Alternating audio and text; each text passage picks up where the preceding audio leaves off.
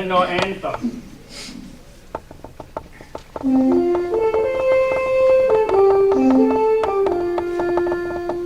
Này Cộng sự ơi, đứng lên thắp lời sông núi, nào cùng đi hy sinh những gì đã ra, vì tương lai của dân cùng trong pha với thêm, làm sao cho núi sông từ nay luôn vững bền, cho bay vơi trên gương nhau, ủ nước lên thăm dưới trời ông chơi, làm cho khói bờ tỏa không làm bé vàng người sớm xứng danh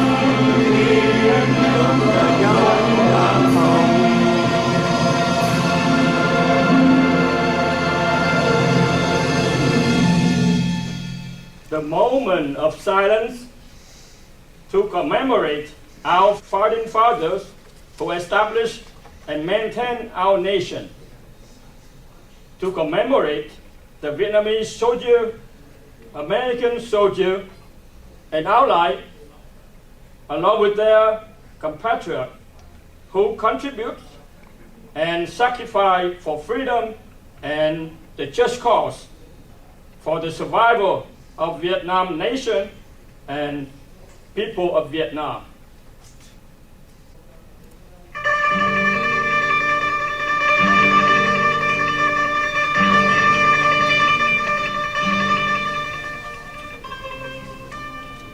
Để tưởng nhớ đến công đức của tiền nhân đã dày công dựng nước và giữ nước, để tưởng nhớ các chiến sĩ Việt Nam, Hoa Kỳ và đồng minh cùng với đồng bào đã hy sinh cho sự sống còn của Tổ quốc và cho chính nghĩa quốc gia dân tộc.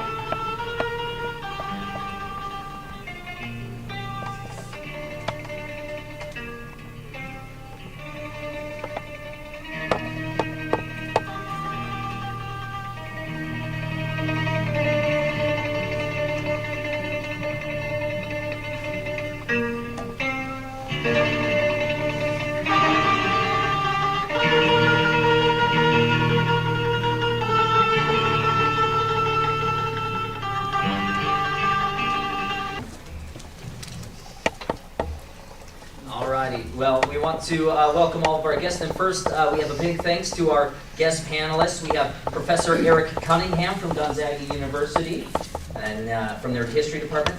We have journalist William Jasper, who's the senior editor of the New American Magazine. And we have Professor Key, author of a second volume of the Vietnam Upheaval.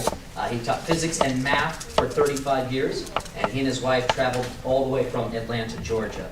So thank you very much for being here. We want to thank the Republican Party for being here, Team 63, our Filipino friends, Mr. Rod Higgins, and the Vietnam veterans from the Tri-Cities. Thank you very much for being here. And then,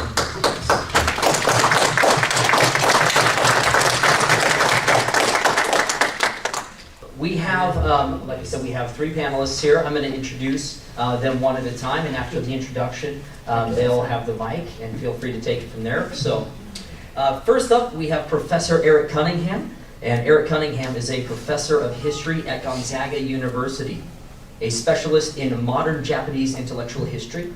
He received an MA in modern Japanese literature from the University of Oregon in 1999, and a PhD in history from the same institution in 2004. Professor Cunningham's research interests include Japanese intellectual history, Zen Buddhism, anthroposophy, nailed it, religion, psychedelia, and postmodernism. He's the author of Hallucinating the End of History, Nishida Zen and the Psychedelic Eschaton, 2007, and Zen Past and Present from 2011. Cunningham lectures and writes on a wide range of topics, including Japanese history, film, anthroposophy, and the spirituality in the age of digital information. Professor Cunningham, it's yours.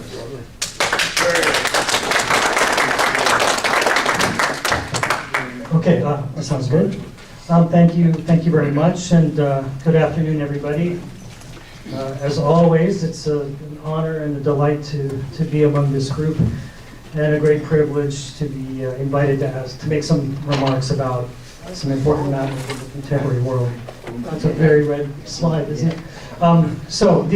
Today the topic of this very brief presentation is a general discussion of Maoism in the context of the conference theme, which is how did the communists take over Vietnam? And it's a good question, not only because it invites us to ask some questions about how a manifestly European industrial age philosophy took root in several agricultural societies in Asia, but also it invites us to consider a much larger question about whether or not communism or some post-industrial adaptation of communism may be presently involved with what seems to be a coordinated project to take over the entire world. So, first of all, the first question to look at is, how did communism come to Asia in the first place? The answer to this will show us that China was the state that really opened up the door for revolutionary Marxism in Asia.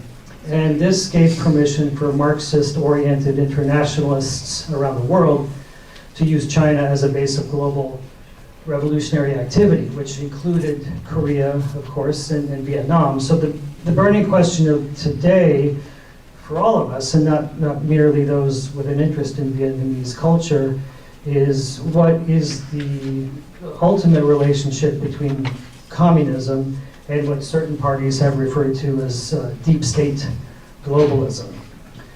So, first of all, we need to recognize that despite its 19th century European origins, Marxism is a very fluid and adaptable revolutionary ideology. One size fits all, revolutionary lexicon. And the basic argument of the Marxist theory of history is that all of history is a class struggle between two general classes called the oppressors and the oppressed.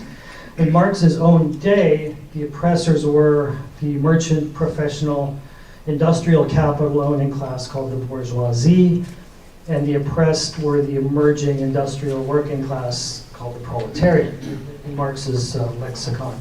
So Marx envisioned a final, decisive, revolutionary, history-ending clash between these two classes over what he called the means of production, which refers to the way economic wealth is created in any society and political power is thereby controlled. So when Lenin planned and executed the Russian Revolution in 1917, Marx's Communist Manifesto was from 1848. So when Lenin was carrying out the Russian Revolution in 1917, with lots of help from Western bourgeois bankers, the terms of the revolutionary struggle had to be modified because Russia had neither a powerful bourgeoisie nor a particularly large proletariat. So according to Leninism, an adaptation of Marxism, the oppressor was modern bourgeois Europe, including old remnants of the Russian Empire, and the oppressed was Lenin's own Bolshevik party, standing in for a non-existent proletariat as the agent or the vanguard of revolution, as Lenin himself called it. So it didn't matter that the historical conditions for a Marxist revolution were not ripe. What mattered was the desire for revolution and the ability to designate oppressors and victims. So then taking this to China, and the desire for revolution in China, we know that the Qing dynasty was toppled in 1911, but because it was a result of an army mutiny, there was no government or party ready to replace the imperial institution. So the intellectuals in China at the time were very torn as to which direction China should take. Nobody really wanted to go back to a restoration of the empire, and whether or not China should follow the Western path, the Enlightenment path of democratic capitalism, was very hotly debated. And with the outbreak of the First World War a couple of years later, China's leaders became even more suspicious of Western liberalism, arguing that the only thing it seemed to offer the world were economic exploitation, imperialism, injustice, and global war. And Japan, even Japan, which had been a vassal to the Qing Empire, was fully westernized by 1915 and had joined the club of imperialist oppressors. And during World War I, Japan attempted to completely wipe out Chinese sovereignty with something called the 21 Demands. So after the war, to add even more injury to the conditions, the Western powers, the Wilson and Lloyd George and the big four, the big three of the Versailles Conference, gave the Japanese several Chinese territories that had been German colonies instead of returning them to China. And they refused to add a racial equality clause to the Versailles Treaty. So China, at this point, China's intellectuals had very little desire to do anything following the Western model. So after reluctantly signing the Treaty of Versailles, because China had been an ally, they signed the treaty in 1919. Student protesters took to the streets to demonstrate against the treaty. And this protest, the May 4th movement, marked the birth of an organized and activist Communist Party in China. So at the time, it was run mostly by eggheads. They're just professors and journalists who were running the Communist Party in China. And so they imagined that this would be a good third way, a new historical path, that there was neither a restoration of the empire nor an adoption of Western democratic liberalism. So along comes Mao Zedong. Now Mao Zedong was the son of a wealthy peasant family, and he joined the Communist Party as a teenager. And he adopted this formula of Marxist revolution that had been articulated by Li Dajiao after World War I, namely that the oppressor now, in Chinese communism, there's going to be a new twist on Marxism, that the oppressor was actually the international community of liberal, economically rich, and politically stable nations, so the treaty powers of the Wilsonian world. And the oppressed was just China. And specifically the Chinese peasants, right? So Mao differed from the academics, the other Marxists in China, in his conviction that the strength of revolution lay with the peasantry, not with college professors. And I guess college professors typically talk a good game, but when the rubber meets the road, they're not really there necessarily to carry out the revolution. So this is Maoism. The global proletariat is the Chinese peasant. So Mao, in 1927, Mao came into his own. He began to organize Soviet-style communities in his home province of Hunan. And a very fierce revolutionary, Mao systematically changed the terms of Marxism to adapt to the situation of landlord and peasant relations in China. He steadfastly held to his belief in the intrinsic virtue of the Chinese peasant and the intrinsic evil of the property owners. Mao said, revolution is not a dinner party, revolution is not writing an essay or painting a picture or doing embroidery. It cannot be so refined, so leisurely, so gentle, so temperate, kind, and courteous, restrained, and magnanimous. A revolution is an insurrection, an act of violence by which one class overthrows another. So, the idea was to humiliate landowners, to put them on display, to public humiliations. The slide, a couple slides back, you can see there's cases of him just. The whole point of the revolution, the initial phase of the revolution, was to humiliate people to the extent possible. After the Second World War, throughout which the Chinese Communist Party continued to organize the rural peasants in resistance to Japan, Mao found himself in a position to exploit the disorganized Chinese nationalist government against whom he'd been fighting a civil war since 1927.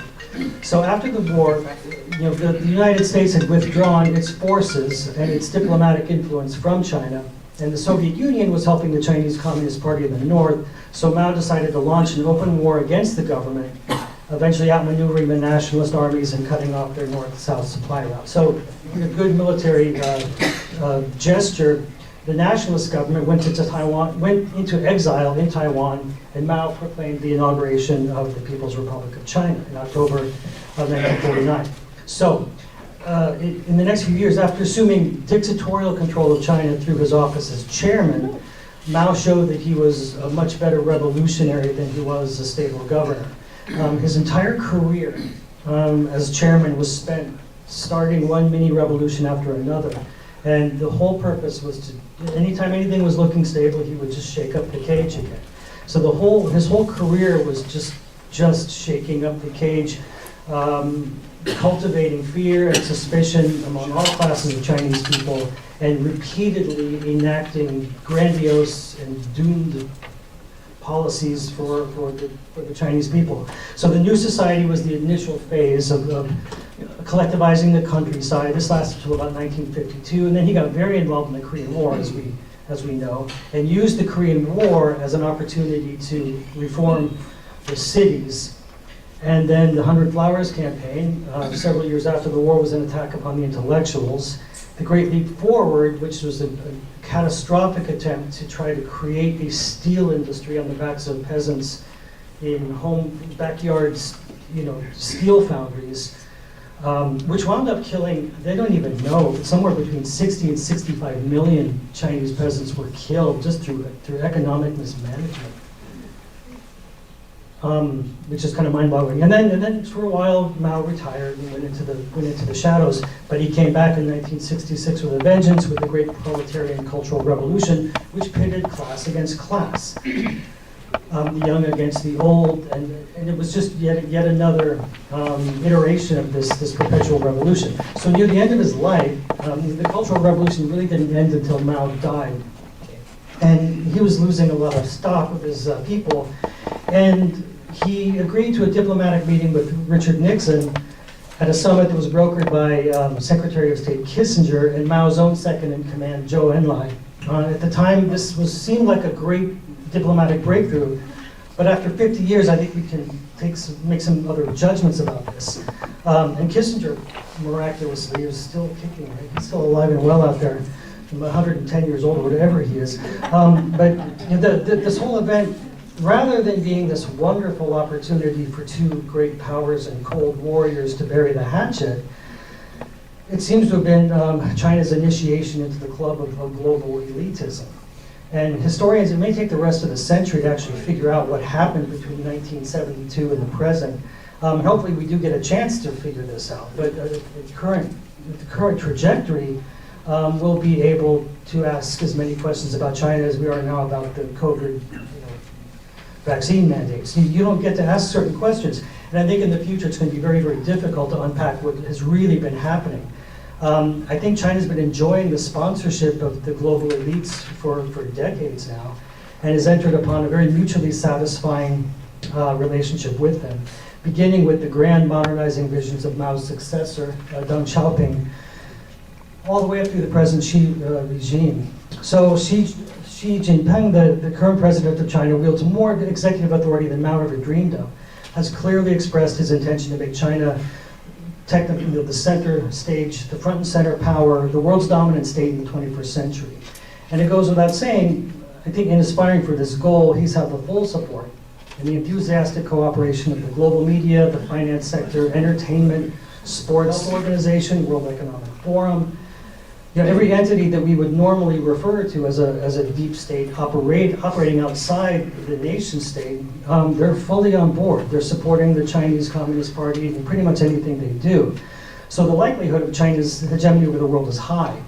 And so I think, as I bring my comments to a close here, I want to leave plenty of time for my distinguished panelists, but there is a few questions to raise. Does the ascent of China mark the end of a modern age? Are we really at the end of the Enlightenment ideal in which freedom and individualism and popular sovereignty were all regarded as good things?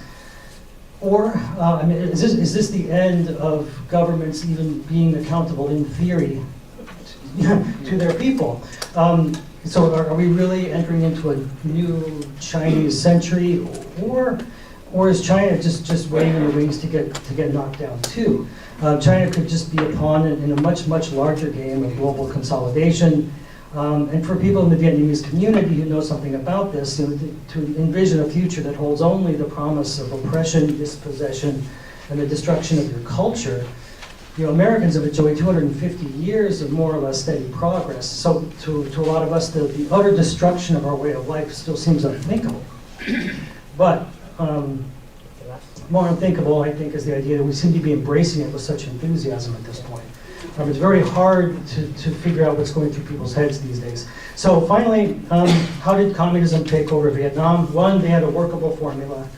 a one-size-fits-all theory of revolution, and they had lots and lots of help from the liberal, bourgeois, non-communist world.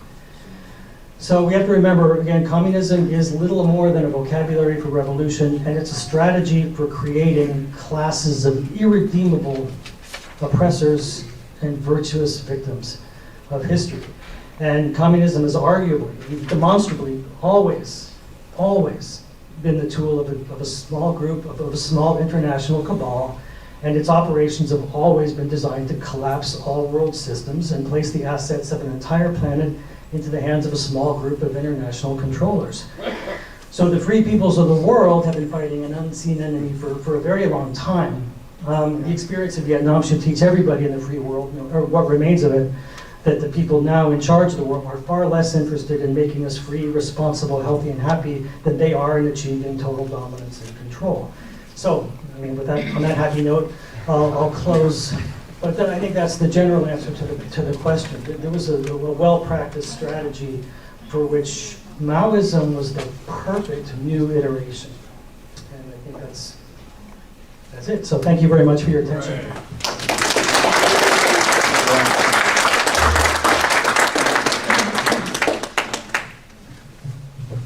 Thank you, Professor. Next up we have, and remember, if you have questions, at 3 o'clock we're going to be doing a discussion. Lieutenant Colonel Dave Lucas is going to be leading us in that discussion. But now we have our next panelist, which is journalist William F. Jasper. So William F. Jasper is the senior editor of the New American Magazine, is an author, journalist, investigative reporter, and international correspondent. He's been an accredited reporter at the United Nations in New York for over 3 decades and has covered many UN summits and international conferences around the world. He has written extensively on American POWs in Vietnam, as well as on topics such as communism, socialism, cultural Marxism, education, terrorism, and national security. He has also authored 2 books, Global Tyranny, Step by Step, and the United Nations Exposed. Mr. Jasper? Thank you very much. Thank you. Thank you, ladies and gentlemen, and thank you, Michael and Mary Nguyen, and the other sponsors of this event.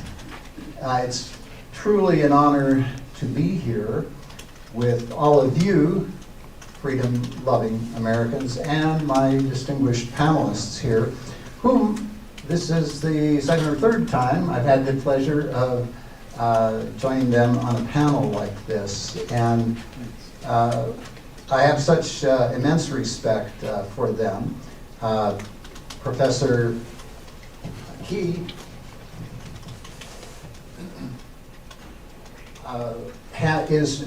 is truly experienced in what it is like to lose one's freedom. He saw firsthand the brutal, murderous reality of communism in North Vietnam, then he experienced it in South Vietnam, and he escaped to America.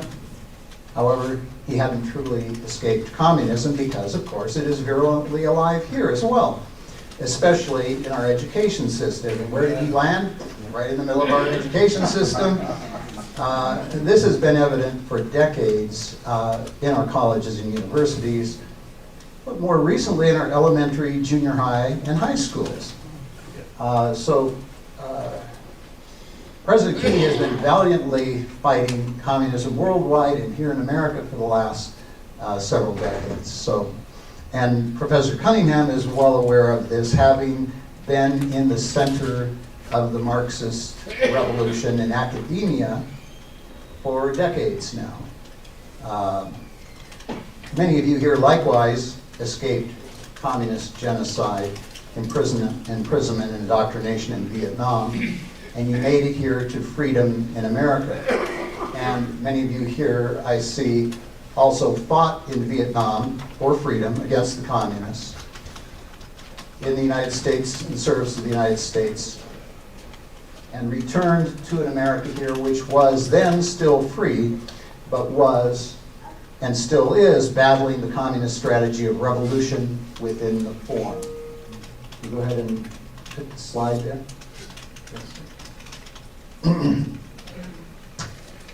Revolution inside within the form is a term about the communist revolution that isn't communist violent revolutionary overthrow. Revolution within the form is an evolutionary process that maintains much of the outer form of institutions and traditions, while surreptitiously, subversively changing the content and meaning of words, of definitions and laws, and at the same time introducing contrary new words, concepts, ideas, and laws that gradually but fundamentally change our way of life. Americans and people the world over rejoiced over the removal of the Berlin Wall and the supposed collapse of communism in the early 1990s. But many of us said at the time, wait a minute, don't celebrate too soon. Communism isn't dead. In fact, communism is very much alive, and not only in China, Vietnam, Laos, Cambodia, Cuba, Venezuela, and not only on our college campuses. In the New American Magazine, which I'm senior editor of, and on our website, speeches, books, and podcasts, we have repeatedly pointed out the very significant fact that despite supposedly no longer being communist, Russia has been run for the past 22 years by top KGB agent Vladimir Putin, first as prime minister, then as president, then again as prime minister, and now again as president. So, very significantly, during all of this time, Russia and China have continued and even greatly increased their ties in military, economic, scientific, technological, energy, race, and trade cooperation. It is a continuity and an escalation of the Sino-Soviet conspiracy for global conquest that we witnessed for decades during the Cold War. The American media have concealed this growing threat from the American people, and even the conservative media have largely ignored this. Go ahead and change slide. Recently, even liberals and mainstream media have expressed alarm at Russia and China flexing their military muscle in joint army exercises in August. Change slide. In Asia, and then again recently this month. Next slide. At the naval exercises in the Pacific aimed at intimidating Taiwan, Japan, and the United States. Even more alarm has sounded this past 2 weeks with China's testing of a hypersonic missile that our intelligence agencies claimed they had no idea that China was even capable of fielding. Now, no country can afford to ignore a military threat such as this, but I submit that this military threat is far less dangerous and imminent than the communist revolution within the form that has been subverting America for decades and has charged ahead full blast under the new fraudulently elected regime of Joe Biden. China and Russia do not have to attack us militarily. We are being delivered into their hands by enemies within. They do not have to invade. We are rushing headlong into communism out of fear, like lemmings rushing toward our own destruction. Consider, in just 1 year, we have experienced a revolution that is transforming us into a mirror image of China's communist society. It would have been unbelievable, unimaginable in 2019 that we would see such a horrendous transformation of our nation so rapidly. And not only us, but the whole world. The entire planet has been subjected to new dictatorial, emergency, temporary rule by politicians. This is unprecedented. A global revolution within the form. A worldwide lockdown with governments at all levels assuming tyrannical powers as if they were mini Mao Zedongs. The rule of law, sacred constitutions have been swept aside by permanent emergency powers, which we are reminded incessantly is for our own good, to protect us against a deadly pandemic. A pandemic, by the way, which came from communist China and which has, for most age groups, a better than 99% survival rate. Literally overnight, American society began emulating communist China. Tens of millions of Americans donned their masks at the command of health bureaucrats, operating under the command of St. Anthony Fauci, the CDC, and the UN's World Health Organization.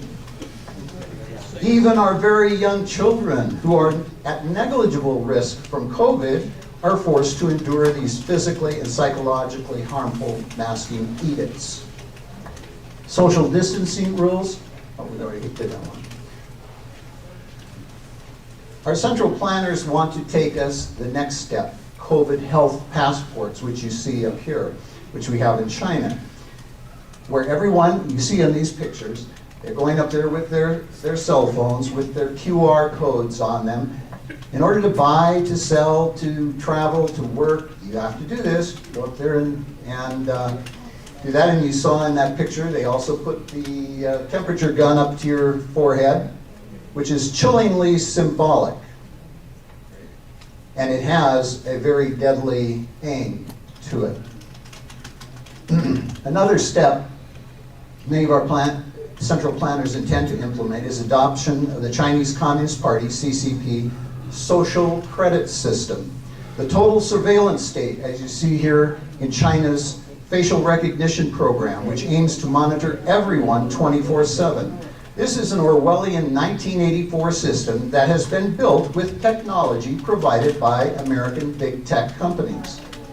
China is their testing ground for these globalists because Chinese citizens have no rights. They have no right to privacy and no recourse against the all-powerful CCP. Is this in our future? Very, very likely. So you no doubt have noticed the accelerated installation of government cameras in public places in recent years.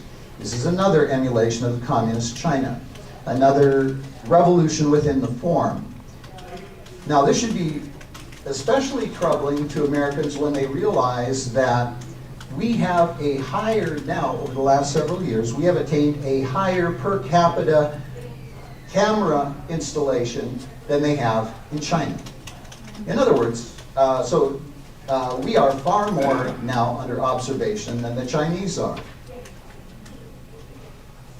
Most disturbing of all, and our most imminent threat, are the maniacal efforts by politicians, the media, big business to force all Americans and all populations worldwide to submit to a series of experimental injections they call vaccines, which are in violation of all science, established medical practice, medical ethics, moral choice, federal law, US and state constitutions, the Nuremberg Code, and common sense. Now, I'm not a physician, I'm not a virologist, an epidemiologist, or a scientist of any sort. I'm an investigative journalist, a writer, editor, a researcher. So I will summon here an abbreviated honor roll of eminent experts who are challenging this dangerous rush toward dictatorship and mass annihilation under the guise of science. No, St. Anthony Fauci, the CDC, and the World Health Organization are not and should not be the final word on health and science.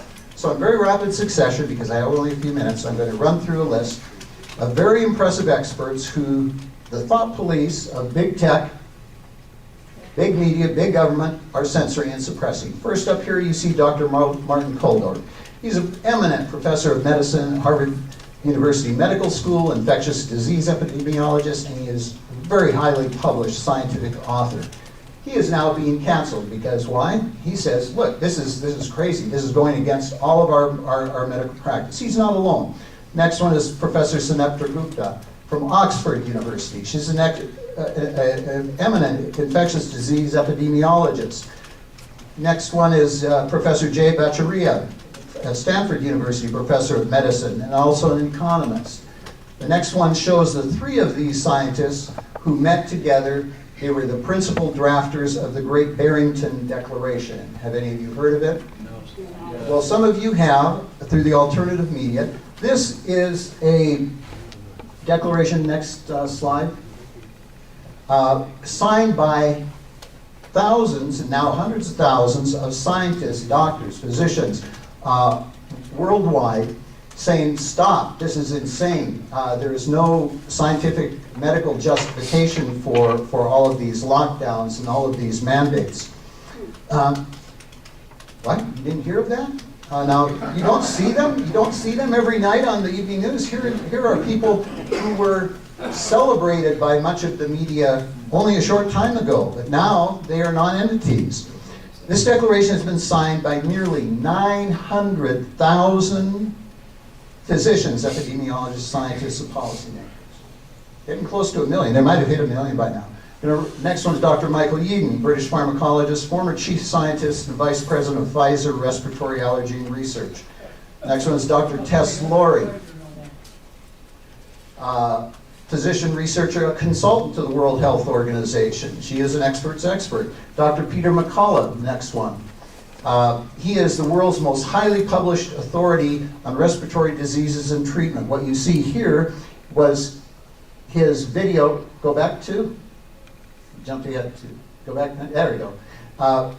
An interview we did with him at the New American. We've interviewed quite a few of these experts, and we have quite a few more lined up to go. Next one is Dr. Sukhari Bhakti. He is a medical microbiologist, professor, and one of the most cited scientists in medical literature. Next one is Dr. Lee Merritt, an orthopedic surgeon. She's been a very powerful, outspoken advocate for freedom and against all of the COVID insanity. Next one is Dr. Simon Thornley, epidemiologist, biostatistician. Next one is Professor Philip Britz McKibben, chemical biologist. This is the FLCC Alliance, the Frontline COVID Critical Care Alliance. You see a number of doctors there. They actually have hundreds of them there, but these are some of the most published scientists in the world who are on that. Next one is Dr. Simone Gold and America's Frontline Doctors. The next one is the American Association of American Physicians and Surgeons. The next one is Dr. Robert Malone. He's the inventor of the mRNA technology used in the Pfizer and Moderna injections. He's been a very outspoken opponent of all of this, and in fact, one of my reporters and a camera crew are going to be at his home on Tuesday to interview him. Dr. Malone is one of the top world authorities on this, and yet he's being canceled. YouTube, Facebook, and the rest of the Google, Face-Twit empire are canceling these people out. The next one is Professor Luc Montagnier. He's a Nobel Prize winner. He's a virologist, epidemiologist. He is world famous. Was a big media celebrity until he started going against the party line. So this is unprecedented for acknowledged world experts, many of whom have previously been recognized by all of the major media. Now they're being blacklisted and muzzled because they oppose this bogus, dangerous science. And there would be countless thousands more physicians, scientists, and health professionals speaking out, if not for the revolution within the form over the past few decades in which the federal government and the major foundations have corrupted our science and medical establishments with funding and gained control over them. Like the CCP, the Gates, Rockefeller, Ford, Carnegie, and other big foundations, along with the federal government, now enforce conformity and dispense lies. If you don't go along with their plan, even some of these tenured professors are canceled and kicked out. Many doctors are losing their license, not only doctors, but nurses and PAs and other health professionals. They lose their hospital privileges and they lose their livelihood. So there we go. There are so many lies involved in the evolving COVID medical dictatorship that I have time here only to touch on one or two of them. One that is extremely important and is demonstrable is that we are told that these experimental injections are effective against COVID and are safe. They cause no serious side effects, we are told. However, the CDC's own data belies that claim. Next slide. This CDC table shows, as of October 15, there have been 970,385 injuries or adverse events from COVID jabs, falsely called vaccines, reported to VAERS, the Vaccine Adverse Events Reporting System. You don't often see this. 970,000, that's huge. Vaccines in the past have been shut down with only a tiny fraction, a couple hundred, or in some cases a couple dozen adverse effects. But this is only a small part of the story because, next slide, the real number of adverse events, including deaths, are 100 times higher than the VAERS count. That's not me saying that. That's the Health and Human Services, U.S. federal government, who commissioned a study on this 10 years ago, 11 years ago, which says, and I have the quote from it right there, fewer than 1% of vaccine adverse events are reported. And this is not the only study that has shown that. So in other words, if you really want to get something close to the real account, you have to multiply by 100 the statistics that they're giving us. Next slide. That's what we've done. This means that the real numbers are horrendously 100 times higher or more. The true vaccine injuries are not the already alarming 970,000, but 97 million. The number of hospitalizations is over 8 million. The number of deaths from vaccines is 1.7 million. It's staggering. And we could dive into this much deeper and go through some of the details on that and how they have been caught over and over again falsifying the data and changing definitions and fudging the statistics. But let's look quickly at another massive lie, the origin of the SARS-CoV-2 novel coronavirus. Until recently, next one. Until recently, it was verboten to even suggest that the virus that is communizing the world could have originated in the CCP's Wuhan virology lab. An important letter was signed by more than 24 eminent virologists, which appeared in February 2020 in the prestigious medical journal, The Lancet. It denounced as wild conspiracy theories any thought that the virus could have originated in the Wuhan lab. Yes, so Dr. Joseph Mercola points out in this article that 26 of the 27 scientists who wrote the letter published in The Lancet calling COVID lab leak theory a conspiracy theory have ties to that same Wuhan lab. Won't go into detail about all of them, it's really important.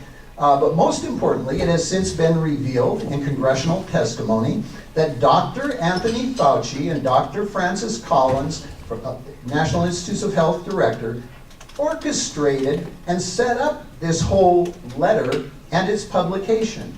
Why? Well, it was a crucial part of their cover-up that they had been illegally funding the gain-of-function research at the Wuhan lab. Amen. And St. Anthony Fauci lied under oath, criminally perjured himself about this in testimony before the U.S. Senate. Next one. This is the Wuhan lab. Fauci and Collins worked closely with Dr. Tedros Adhanom. Next one. Oops, next one. With Dr. Tedros Adhanom. He is the UN's World Health Organization Director General, the WHO. An Ethiopian communist. He is completely in the pocket of the CCP and Bill Gates. And so he has gone right along with covering up for China, the Wuhan lab, and Fauci. So let's look at a few of the major accomplishments in the past 18 months. Next slide. The communist war on religion. Churches have been shut down all over the world for the first time in history, while casinos and big box stores remain open. Next slide. Communist war on private property and capitalism. Over 1 million small businesses and tens of millions of jobs were destroyed, while major corporations were deemed essential. The war on Trump. President Donald Trump, the first U.S. president to reverse the pro-communist China policies of both Democrat and Republican administrations, was removed from office and replaced by pro-Beijing China Joe Biden. Next slide.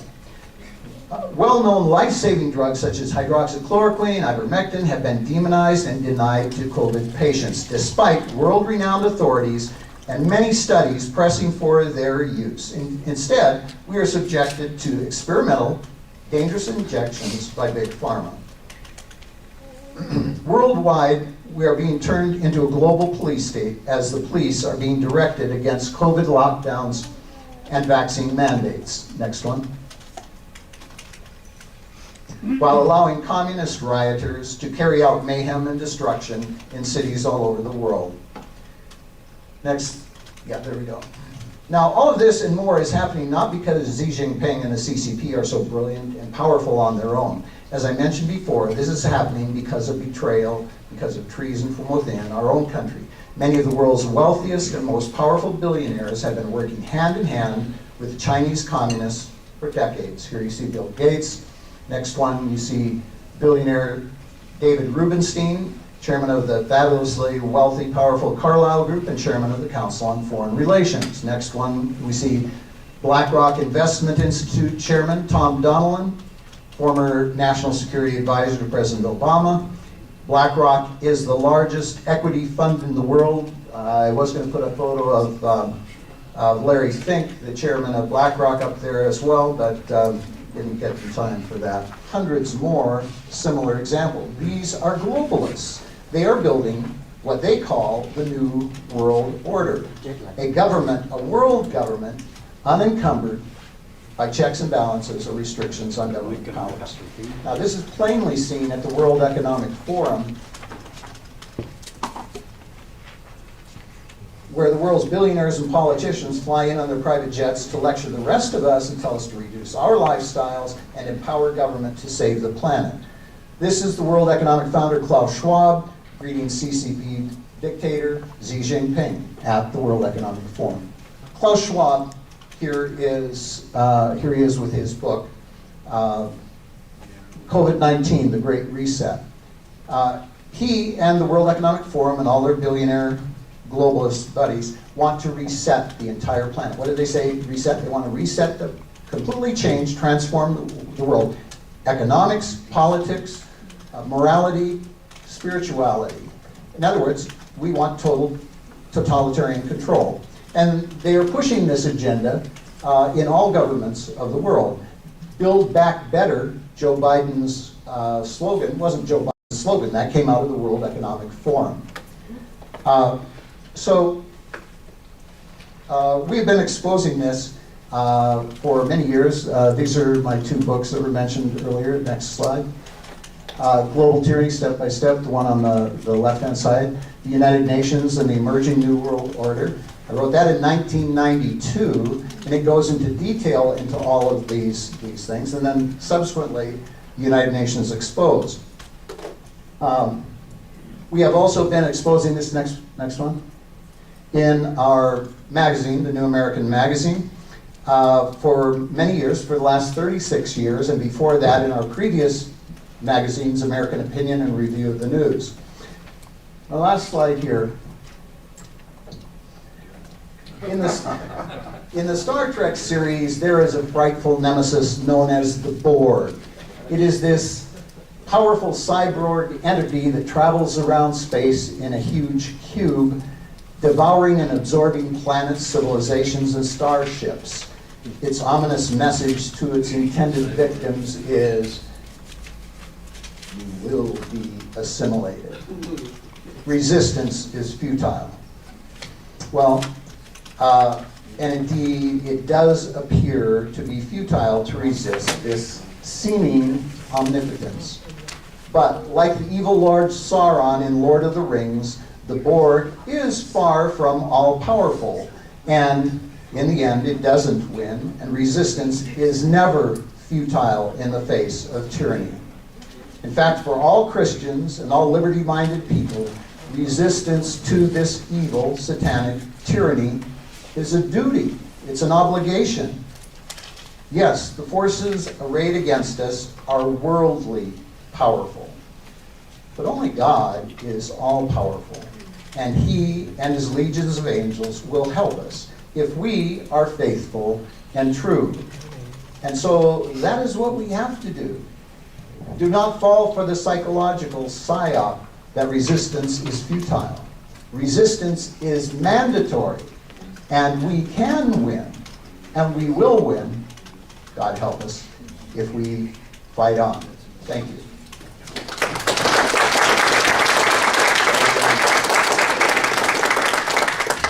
Thank you, Mr. Jasper. And our third distinguished guest today is Professor Key. Professor Key was born in 1934 in North Vietnam. He twice escaped communism. 1954 North Vietnam and 1975 from South Vietnam. After high school in 1956, Professor Key earned a Colombo Plan scholarship for his engineering study in Australia and graduated from Adelaide University, South Australia in 1963. He worked in telecommunications.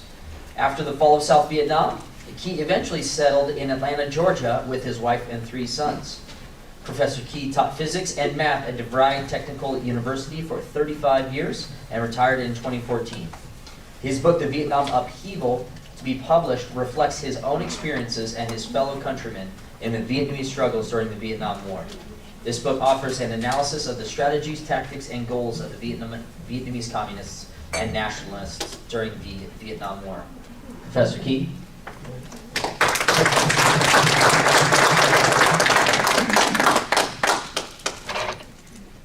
Ladies and gentlemen, I'm very thankful for being able to be here to talk to you and share with you what I learned about my experience with the non-communist Republic of Vietnam, South Vietnam, and here I'm about to explain what I experienced from my history of working in South Vietnam, how the Chinese plan to conquest Vietnam.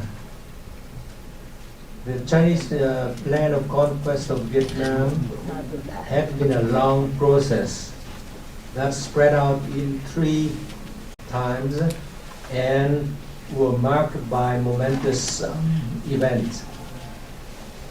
Ever since the moment he took over the mainland, Mao Zedong had the official map of Vietnam included as an integral part of Chinese territory. Ho Chi Minh was fully aware of that and did nothing in opposition. In her view, national sovereignty is important only for the bourgeois. As a communist, Ho Chi Minh could trade national sovereignty for long-term political power once communism win Vietnam, thanks to Mao's assistance. Power is an ultimate objective of any communist leader. Once the ultimate objective is defined, it will justify any means that serve his objective. This explains what happened through the episode below. The first episode started at the end of 1949, when Mao Zedong defeated Chiang Kai-shek. Mao gave Ho troops, advisor, training, hardware, firepower, and manpower to defeat the French in the border campaign in 1950. That was step 1, leading to step 2 of imposing Mao's leadership on the Vietnamese military and political structure through the Central Party Committee, the Vietnamese Central Party Committee of Communism, down to the lower level. How did Mao did it? thought control is the main thing. In the second party of Congress, in December 1951, 100% of Vietnamese party committee members voted by hand to approve a new article in the party constitution declaring the Vietnamese Worker Party acceptance of Mao's thought as its foundation, if not to say its constitution. Once Ho Chi Minh's subjects were brought under control, the Chinese would be well positioned to control them indirectly through the manipulation of Ho Chi Minh leadership. Ho's lieutenant religiously complied with any suggestion given by Chinese comrade advisors. A system of thought control was set up across the country to brainwash Ho Chi Minh's lieutenant, political and military cadres to get rid of their former tradition and system of value, condemned as bourgeoisie. The cancel culture process spread across the leadership structure and deep down the lower level cadres. After being brainwashed, Ho Chi Minh's cadres went through the process of indoctrination, which implanted a new system of values on the mind of Ho Chi Minh's cadres. This successfully converted the cadres along a new model of loyalty and allegiance. Mao used class warfare as the preferred weapon to implement social justice as an example of to measure the credibility and loyalty of Ho Chi Minh's cadres. The name of the game was the Bloody Land Reform, in preparation for the Battle of Dien Bien Phu. The land reform held terrorizing the population, keeping them in control, consolidating the materials resources to be used in the Dien Bien Phu campaign, which was under Mao's leadership, executed by both Chinese and Vietnamese soldiers. The success of Mao's Dien Bien Phu led to the Geneva Accord. The second episode after the Geneva Accord that partitioned the country into North Vietnam and South Vietnam across the 17th parallel. This period of time marked the build-up of Chinese influence wider and deeper into the Vietnamese Communist Party. The land reform was resumed in 1955 and 56, marked an earth-shaking period of atrocity in the history of calamity for Vietnam. Basically, this began the consolidation of dictatorship through expropriation of all private properties and collectivization of all economic activities. The second episode also marked the Chinese assistance in preparation for the so-called liberation of South Vietnam. In addition to supplies of firearms and building across North Vietnam into northern Laos, prepared by Chinese access in case of military intervention into Indochina. In the meantime, the pro-Mao's element was strongly in control of North Vietnam. After the coup d'etat in 1963 in Saigon, the pro-Mao members were in control of Vietnamese Communist Party, leading to the resolution number 9, which called for the stepping up of military expedition into South Vietnam. During this period, massive amount of military aid were given to North Vietnam in terms of firearms, heavy artillery, rockets, and anti-aircraft artillery. On the other hand, more than 300,000 Chinese foot soldiers were brought into North Vietnam under the guise of construction and transportation engineers. The Chinese military assistance to Hanoi and the American intervention in Vietnam led to a stalemate.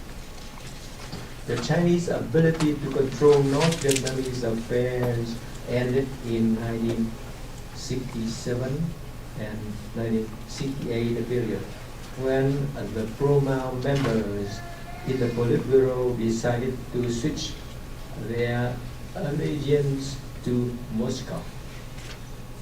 Even while the pro-Moscow members were being out of power, and many of them were persecuted. The reason was the competition for power over communist Cambodia. In 1979, China gave Hanoi a lesson through a brief invasion causing heavy losses on both sides. For several years, the bloody military conflict flared up several times. The animosity between the two countries never seemed to end until when, unexpectedly, the Soviet Union weakened and finally crumbled. Power struggle ended up being the main issue for the communists more than ideology. The third episode, after the Eastern European country one by one said goodbye to communism, Peking and Hanoi got a wake-up call when the Soviet Union bogged down in Afghanistan, and in mid-1990, Hanoi had to send a top-level delegation to China and beg with China for emergency action in view of the potential collapse of international communism, starting with Soviet Union. Again, power was an ultimate issue for these communist tyrannies. Hanoi predicament was self-made, which started in 1975 when South Vietnam collapsed. Despite 2 decades of peace and billions of international aid given to Hanoi, the Vietnamese communists failed to rebuild and liberalize the country. Instead, they impoverished and persecuted the people under their control. Around 1 million South Vietnamese were put in concentration camps as a result of the policy of revenge against former South Vietnamese who resisted communist invaders. The Socialist Republic of Vietnam expropriated the people of their private property, their farming land, their houses in the city, and hundreds of thousands of city dwellers were replaced by North Vietnamese invaders and were sent to the countryside as laborers. Millions of South Vietnamese had been subject to discrimination. The victors ignore the promise of freedom, democracy, and reconciliation. They want absolute power, which bred injustices, oppression, and corruption, disregarding all civil rights of the South Vietnamese citizens. Hundreds of thousands of local or boat people fled the country in search of freedom, but never made it. They found themselves at the bottom of the ocean. Hanoi's ambition in Indochina brought hundreds of thousands of South Vietnamese conscripts to serve the North Vietnamese army in invasion of Cambodia or Cambodia. Thousands of them died in an inconclusive war with Cambodia. The military expedition failure was part of the reason for massive hunger, popular dissension, disastrous economic crisis, all combined to spell a possible collapse of the communist Vietnam at that time. This happened between 1989 and 1992, when the Soviet Union said goodbye to the world. And communist Vietnam was in a most desperate dilemma that threatened the survival of Hanoi. To save the communist regime, there were two possible solutions. Obviously, the United States under the Clinton administration was bent on helping Hanoi out of the quagmire. That was the first possibility. The second solution for Hanoi was to bet on China, the remaining communist power in the world. After lengthy debates within the Vietnamese communist leadership, a decision was taken. Hanoi would prefer to kowtow China rather than tango with the United States. Why did Hanoi do away with a tentative alliance with the United States? This would be a gamble and a risky adventure if they did, depending on who is in the White House. Some may be less stringent and wishy-washy about communist persecution and dictatorship, while others may be demanding on real democratic practice in Vietnam, which would be a terror for the communist leadership. Any true practice of democracy would surely cut short the longevity of communism and to end tyranny. That's why the motto is, the party is a guarantee for our perpetuity. Con đảng, con mình. They surely refuse to take risks. Down with American card, they decide. The Chinese card. The debate within the party communist leadership finally decided that national sovereignty must be second to the survival of the party. In other words, submission to Chinese supremacy would be the best guarantee for the Vietnamese Communist Party to maintain their power and supremacy over the desperate Vietnamese citizens. This was the reasoning by the pro-Chinese faction who won the vital debate. How did it happen? As a consequence of the meeting in Chengdu, the Chinese used money and sex to compromise and buy a number of top Vietnamese communist leaders. and use them as a transmission mechanism to steer Hanoi policy in a way favorable to the Chinese interests.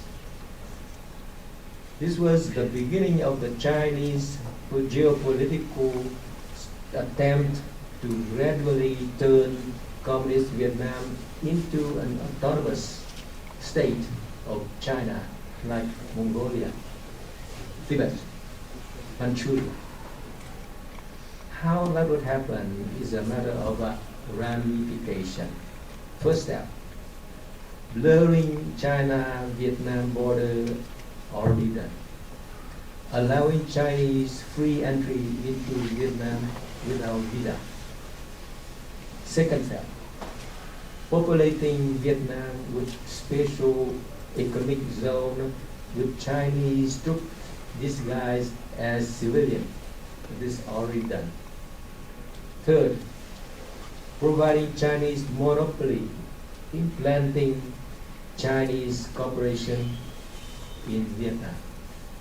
And fourth, Chinese language courses is now compulsory in Vietnamese school.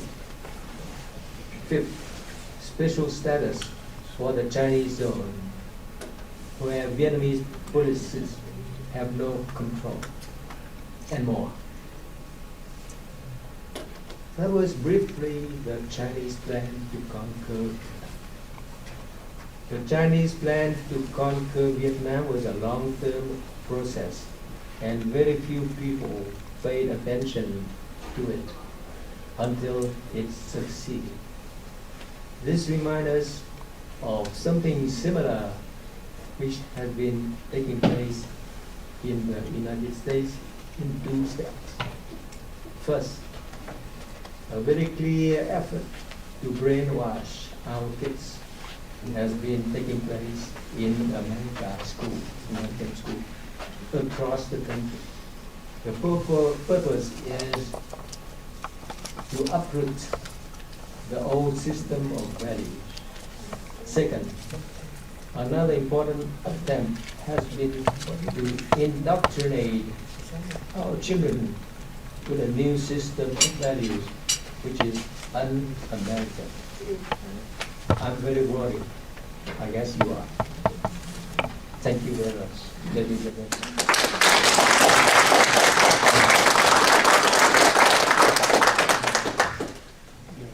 Well, thank you again to all of our guests here. And next up, to lead the Q&A and the discussion, we again have Colonel Dave Lucas. Thank you very much, Jonathan. I appreciate that. It is kind of interesting that they would ask the Marine to come up and run the moderation. I think it's really to keep this rowdy group under control. And I think some of it references back to kind of the Beauty and the Beast. We had the Beauty who just sat down and the Beast who just stepped up. First and foremost, I want to thank our panel. And I really want to take a minute and thank Mary and Michael. I mean, those of you that have had a chance to meet them and know them, know what amazing people they are. I mean, would do anything for you, just love them to death. Just great, great people. Take a minute to thank as many other friends I've seen out here before. Thank our veterans, in particular our Vietnam veterans that turned out here to represent. So thank you very much for doing that today. Wow, what a presentation. I mean, we started off with Marxism down through Leninism, down to China, to Vietnam, back to China, COVID, back to Vietnam, and back to America, and how it affects all of us. What an impressive group of panelists we have here today. So we're going to go ahead and take some time now to ask questions and hear from them directly to get your answers made. I would like to say, if you don't get your question asked or you leave here with a question unanswered, that is your own fault. So don't let the opportunity pass. Make sure you raise your hand. We're going to have a mic, so if you just put your hand up, we'll make sure we get a mic to you and an opportunity to answer. And I will try not to forget. Mary, before I came up here, reminded me to speak more slowly. So I'm going to try to speak more slowly, even though I am an energetic and rapid person. 2 quick reminders before we wrap up. The opportunity for the raffle at the end. Some great snacks and food. Please feel free to get up and get that while we're doing the Q&A. Just be thoughtful of the noise as you're doing it. And please don't forget Professor Key's book in the back. I'm not finished with it yet, but I've started. It is absolutely fascinating. If you enjoy the discussion, the information is spectacular, and it is a great, easy read to go through and to kind of understand. The information is impressive of the details that he has captured and collected in this. So those are some of the things to keep in mind. And with that, I think we have our first question here in the front. Yes, sir. Yes. What can we do as patriots to fight this? Is that towards a particular person or in general? Anybody? Who would like to take that? Do you want to start with that, William? Sure. Hello? Okay. Coming through? Yeah. So what can we do to fight this? That has to be the objective here, because we don't want to just come here and learn the bad news and then go back home and say, gee, turn on the TV or the internet and it goes back on. We have to fight this. And so I'm obviously biased. I am the senior editor of the New American Magazine. I think, first of all, in order to fight this, we have to understand what it is we're fighting, who it is we're fighting, and how they fight. It's the old Sun Tzu admonition that we have to know ourselves, we have to know our enemy, we have to be aware of how they are operating. So, if you are not subscribing to the New American Magazine, do you have any copy right there? I do advocate that you get a subscription to the New American Magazine and go online. We publish this magazine every 2 weeks. We have special issues that come out. This is one of our fairly recent issues of the magazine, pushing the Great Reset. This guy who claims to be our president is on the cover. But we go behind the background. And it's very tough these days when you go on the internet to know who do I trust. There's so many websites out there, but a lot of them are anonymous. We're not anonymous. You can see who we are, all of our backgrounds, what our history is. The New American Magazine is published by the John Birch Society, and we are the original victims of the cancel culture back in the 1960s, when the globalists and the communists attacked the Birch Society and tried to destroy it. And they destroyed it in the minds of a lot of people until this past few years, when Americans started seeing everybody's being canceled. Everybody's being called a conspiracy theorist. Everyone's being called a fascist, a racist, or whatnot. So you need to get good information. And so the New American Magazine is one. The John Birch Society at jbs.org is another place to go, where we actually have chapter meetings. Colonel Kenny Moore back here is a chapter leader. I see several more chapter leaders here in the area, and we've been fighting battle for over 60 years now. So there are many other organizations out there. You have to support your local officials that are fighting against the media and the left all the time. When you see them being attacked, you better come out and write some letters to the editor, come out and support them, or they're not going to stand up for you, for your rights. And so we have to get active and engaged on all levels, politically, socially, and first of all, educationally, and get ourselves educated and start educating our friends, family, and all of our associates. Do either of you have any question or discussion? Briefly, I'm not the person to ask. I think I've been fighting evil for 20 years and I've lost every round. So, but I kind of agree with Bill. The first thing, know what it is. Know what it is, be able to say what it is, publicly affirm what it is versus what is not evil, and just stand firm when you have the opportunity to do so. I'm not sure there's any tactic to beat what we're up against other than its eventual collapse. So I guess I'm one of these, kind of a happy apocalyptarians, where I think at some point it will collapse under the weight of its own corruption, and then you need to be there with the paradigm that will work. So right now I think that's about all you can do. But read the New American, that'll help. I mean, you really do what you can, but don't expect rousing victory over these forces that have been underway and effectively destroying the world for 120 years. Anyway, that's my happy prediction. I completely agree with William Jesper and Eric Kenny. And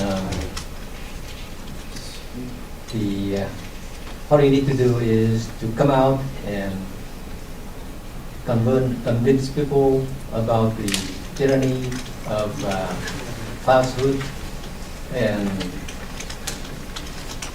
bring about a change in people's mind, in thinking, and that's what I've been trying to do by writing books about what I know and about the experience that I gained in my way of fighting. Although I've been unsuccessful, I've been a loser after South Vietnam fell in 1975. But a loser is the one who stopped fighting. Until you stop fighting, you are never a loser, and you can go on fight and fight and fight until you win. Don't give up. No. Thank you. Thank you for reminding us it's about getting up, not about giving up. Yes, so, sorry, I have, I don't need a mic, it's okay. This question is for Dr. Cunningham. I was really struck by your mention of the alteration of vocabulary and the creation of new terminology that the left is using. I'm really interested in what an intellectual that works at a university has to say about that. Before he answered, I wanted to second what Professor Key said. And that's the old saying that the only way that evil can triumph is when good men do nothing. Please, Professor. I would just say very quickly to that, it's what Bill was talking about with this whole idea of revolutionary thought. It really is moving into a healthy existing political structure and then corrupting it from the inside. And I think that's pretty much what Marxism has done time and time again. I've been taking notes. Anyway, for you folks that don't know me, I'm nobody special. I'm Moxie Moxong Kacher. The Vietnamese call me the blue-eyed American doctor.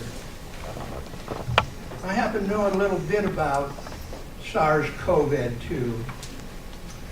I've only been in the medical community and in the law enforcement community all my 80 years of life. Let me mention one thing important. The Chinese regime, the Chinese Communist Party, the Ruskies, communism in general, in my personal opinion, established their beachhead in the United States of America in the 1960s. Amen. I won't go into the details there, but when I came back from overseas, I worked the red desk, is what we called it back then, in the law enforcement community. Some people didn't like it because it was called counterintelligence program. COINTELPRO. So I won't get into that though in detail. These men here did an excellent job. Anyway, the things I want to mention is how did the Communist Party take over Southeast Asia? You know how they did it? The same way they're doing it here in the United States of America. They're doing it the same way. Without going into a bunch of details. If you just look, tell the truth. Let me tell you what I found about communism. They don't like the truth. That's right. If you stand up for the truth and repudiate them and their lies and deception, they don't like that. And that's what a person needs to do. So, let me, without getting in a whole bunch of that, let me get into a few of my other little notes here. Especially Professor Wu. He mentioned the Ho Chi Minh Trail. It wasn't the Ho Chi Minh Trail, that's what it was dubbed by our politicians. It was the Tronçon Road. It was a French network. And let me tell you, every SAM site, every 57 millimeter radar controlled gun site in Laos on the Tronçon Road, every one of these things were all manned by the Russians and by Chinese. Every single one of them. You know how I know? I helped destroy them for 7 years in Laos. I know how that worked. So my opinion in this is we were fighting communism, oh yeah, but Russia and China, they were supplying these people there in Vietnam and in Cambodia and in the land of communism runs their gamut. Professor Boo said at the point of a gun, terrorism, terror. They want to just keep you on edge. And that's what they're doing in this pandemic. SARS-CoV-2, SARS-CoV-1, this is nothing new. We used all the hydroxychloroquine all the time. We used it in Anapar. We used all these different drugs by Winthrop Drug Corporation during Vietnam. We used it during the 1968 pandemic, which was far worse than what we got now. That was H1N1 and H1N3. That was dubbed the Hong Kong flu. I just want to say thank you for the panel and about holding this forum. My name is John. I escaped South Korea in 1980s. To give a little testimony, in 1980s, most people didn't know, we did have a little bit of communist coup. Under Chun Doo-han, he massacred thousands of students at the Gwangju massacre at a university. And I also want to mention that what we're about to experience about this power grid, if you remember the power grid problem in Texas and Midwest cities, this is exactly coming. This is what they do in North Korea. North Korea is a secretive, dark country. And with all these Facebook, big tech censoring us, that's like the North Korean did. If you enter North Korea from China, guess what? You have to surrender your cell phone in North Korea because they do not, under any circumstances, will allow you to take pictures of North Korea. So my question is, what's the diplomatic solution? Can we stop North Korean government from coming to our America and spread communism? Somebody that would like to start with that? You want to start with that? Well, right now with the current regime in the White House, that's going to be very difficult because in the previous administration, as I said in my presentation, we saw the first time in 50 years, close to 50 years, where a president of the United States, any prominent politician, had stood up not only to the media here and denounced the media, which all of us know for decades is completely controlled, much like the Communist Party controlled media in the communist countries. But it was the first time they stood up to not only China, but also to Iran and to North Korea. And he did it in a rather unconventional way with regard to North Korea. But that's why he had to be removed, not only by the communists, they were against him from the very beginning, but by the globalists that are working hand in hand with them. And so now, because we allowed that to happen, we are in a very difficult spot right now. So what can we do? The president has control over the diplomatic corps, the State Department, and so we have Anthony Blinken. If you haven't seen him in his rock group playing, he actually has a rock group playing Hoochie Coochie Man. You can see him on YouTube. That's our State Department guy. So we have to rely on our congressmen and our senators to put whatever pressure they can on the State Department to withhold funds, to have hearings, to try and force some kind of accountability for this. And we have to bring public pressure to bear on it in every way that we can. Hopefully, but not just relying on hope, in 2022, we will see a flipping of the House and as well as the Senate and some of the state houses as well. We better be working on that assiduously, relentlessly, because that's really our last hope.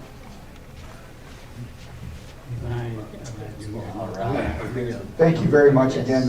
Our esteemed panel has been fantastic. The things they brought forward, and certainly the variety of comedy between Professor Cunningham and the Eggheads comment, and That's right. the bringing in the board and all the other things of modern technology. Who do we have next as far as Gene is quick next, comment? yes.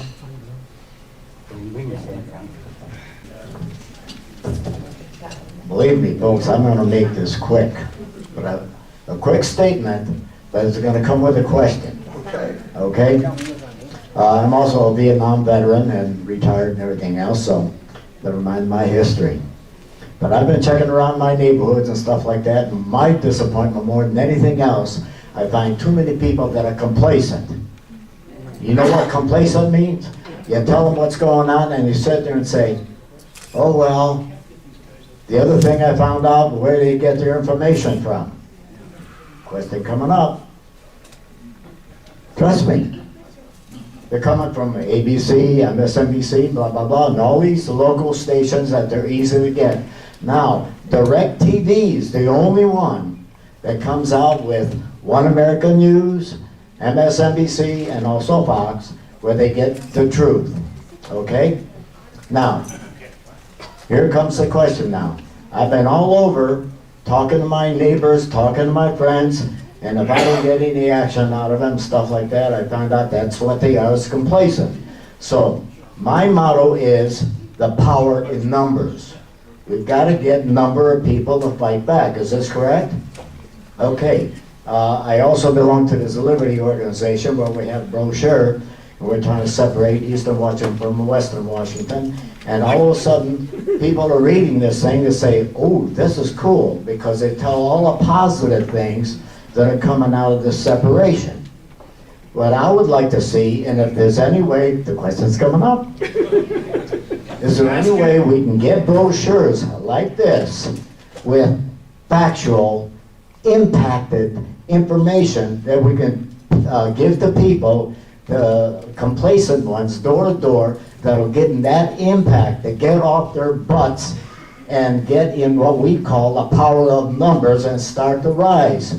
Because all the radicals are out there in powers, they're in numbers, and you can see them and you can hear them, and we have to overflow them. How can we do this?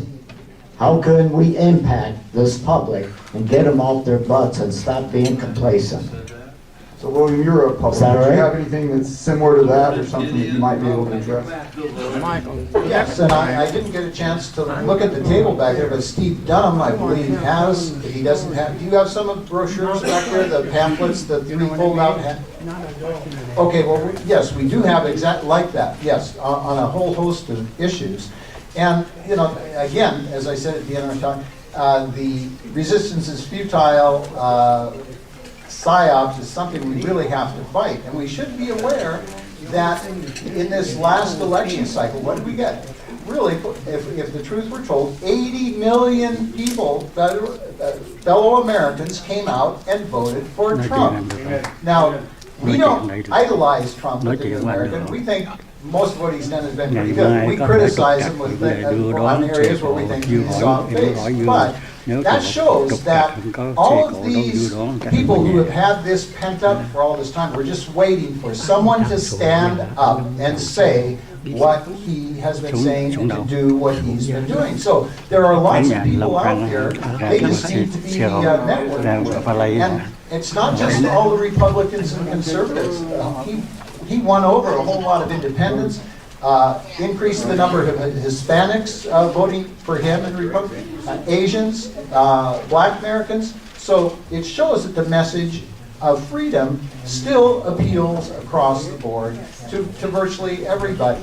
So that is very encouraging. And also, you might have seen in the last year, and just in the last few weeks, a whole host of liberals out of Hollywood, of all places, like Steve Dave Chappelle and Bill Maher and Jon Stewart and a whole bunch of these people have come out against Biden and against all this COVID mandates and all the oppressive government. So don't give up. Now's the time to be really pushing forward on this and be very hopeful. So we have to take advantage of every opportunity we have. And like you say, I think, have something handed to people that'll be factually oriented and start making them think.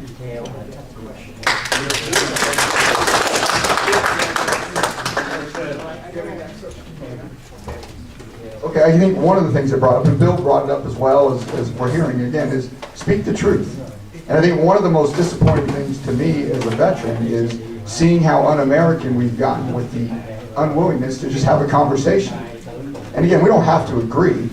I mean, in fact, hopefully we don't agree most of the time, and we can debate the differences, and we have a true intellectual curiosity of, why don't I agree? Why do you believe what you believe? Why do I believe what I believe? And we can actually discuss it. But we've lost that, and we go from being, as you said, canceled out. I mean, we even had Nicki Minaj, who certainly is no friend of the Republicans, who got canceled because, again, she wanted to say something different.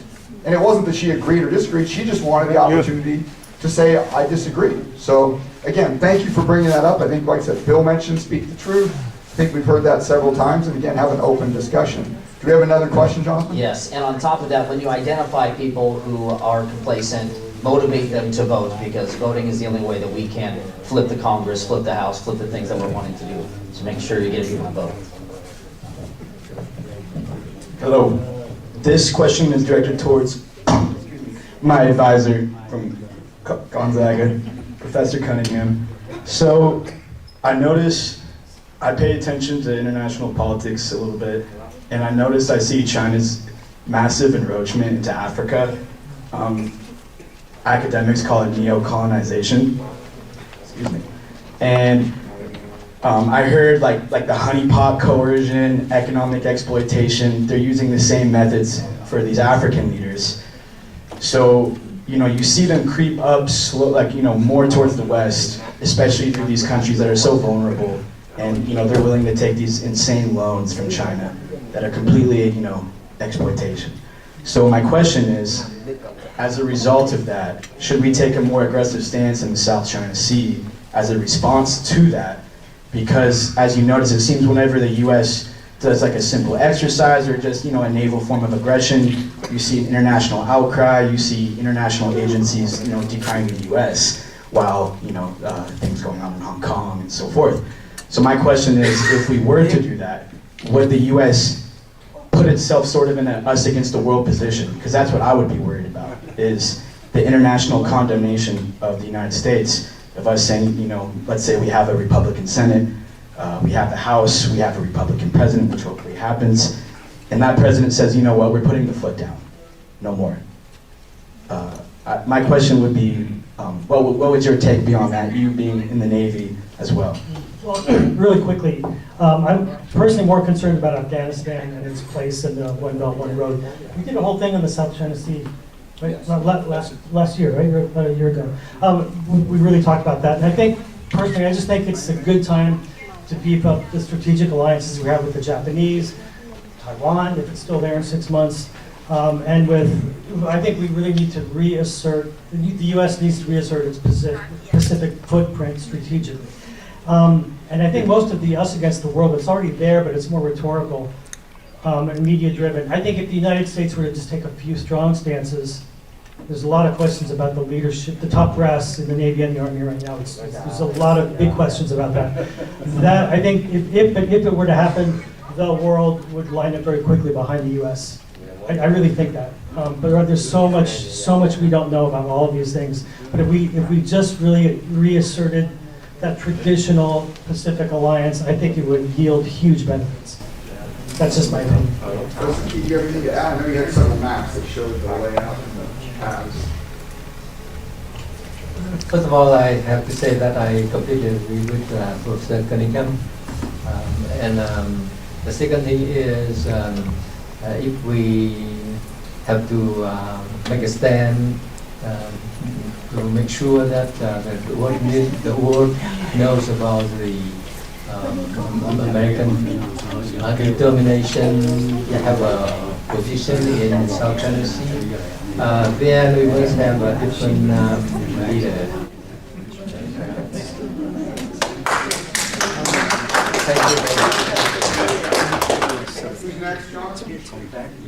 All right, next is John Samuelson. Sure. Yeah. Okay, Professor Cunningham, I had noticed in the recitation of your CV that you had studied, quote, psychedelic, unquote, culture of the 1960s. Until recently, I'd never understood the root meaning of that interesting word. But it essentially means, quote, self-discovery, unquote, or I would call that narcissism. One of the tactics the communist enemy used in Vietnam was to get our troops hooked on psychedelics. But I would agree with Spokane's own former EIB talk host, Todd Herman, that Facebook, I call it Fakebook, is very much a modern-day psychedelic. And the two Bible citations I have here are Proverbs 18:2, "A fool hath no desire in understanding, but that its heart may discover itself." And then 2 Timothy 3:1, "Know this also, that in the last days perilous times shall come, for men shall be lovers of their own selves." So the basic question, do you see Facebook as a kind of 21st century psychedelic?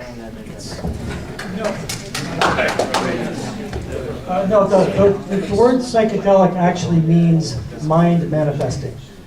So what it's talking about is the bringing of psychic material to the surface of consciousness. I think Facebook does the exact opposite.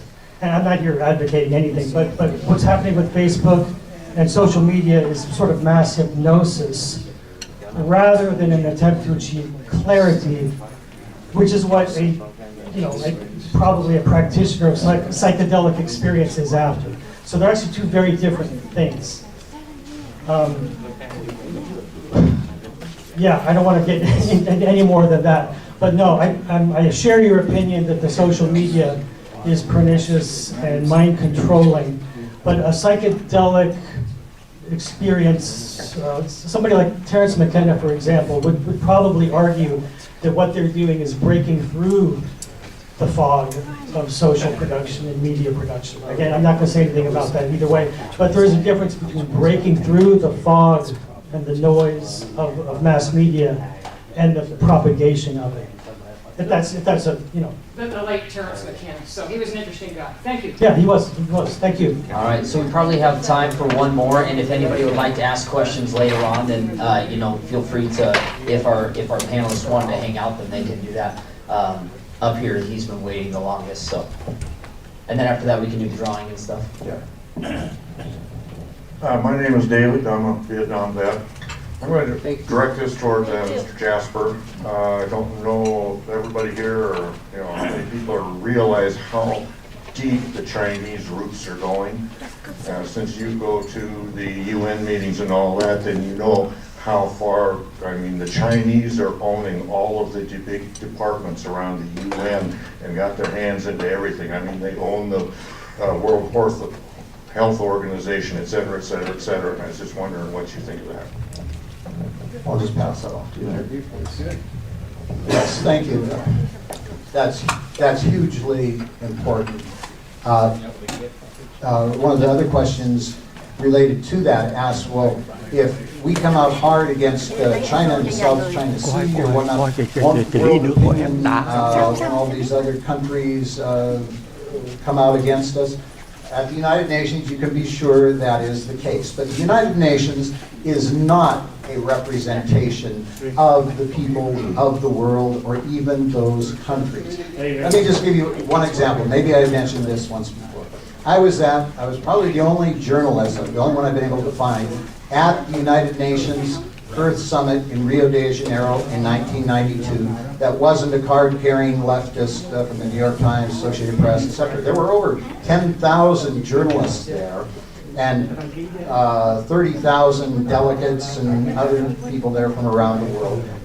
But here was a very signal event. When Fidel Castro, communist dictator of Cuba, came into the General Assembly of the Earth Summit, it broke up into pandemonium, tumultuous praise.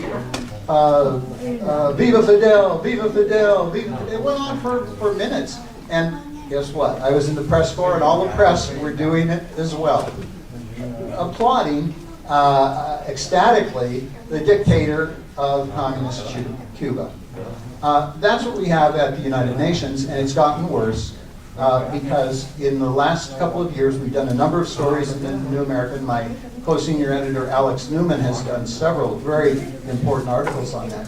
They took over the FAO, the Food and Agricultural Organization, where a Chinese communist was put in charge. The World Health Organization was run by a Chinese communist until Tedros Adhanom came in. He's an Ethiopian communist. He is the one who has promoted all of the WHO on the COVID thing and sabotaged the first investigation. And now, you know, just last week they appointed a new investigation of the COVID outbreak. Guess what? Most of the investigators that they put on this new commission are the same ones from the last one. So the WHO is a very important organization right now. You might have seen in the last couple of weeks there was a big thing about the International Monetary Fund. That's the big bank that came out of the Bretton Woods Agreement in 1945 that gives billions, has given $1 trillion over the last years to all these countries, put it in debt. Who's in charge of that? The woman in charge of that, Kristalina Georgieva, is a Russian communist who was on the carpet a couple of weeks ago because it turned out she had helped the Chinese raise their profile on the World Bank when she was at the World Bank before she went over to the IMF to give them a better credit rating and a business rating, etc. It goes on and on throughout the whole UN superstructure. There's all these agencies all over the world, UNESCO and the International Labor Organization, etc. They put their people, a lot of them, in top places. So that is a very concerning thing. Our position for the last 50 years has been the UN is not reformable. And we shouldn't try to reform it. We should cut off all of our funding to it and stop all of our participation in it. Yes. That's it.